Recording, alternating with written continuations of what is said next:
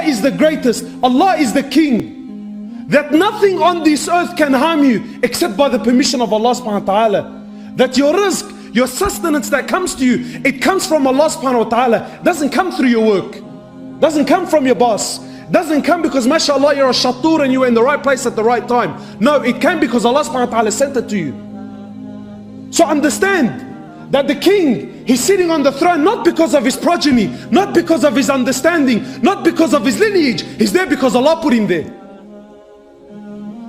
The one who's sweeping and cleaning the streets, he's not there due to his lack of understanding. He's not there due to his lack of education. He's not there because of his progeny or his lineage. He's there because Allah put him there. And your condition now is here because Allah subhanahu wa ta'ala put you there. So it is your job to understand this is what Allah subhanahu wa ta'ala wants to see. That la ilah, that there is no God, there is no might, illallah. And what's the other thing? That Muhammad sallallahu alayhi wa sallam is Rasulullah.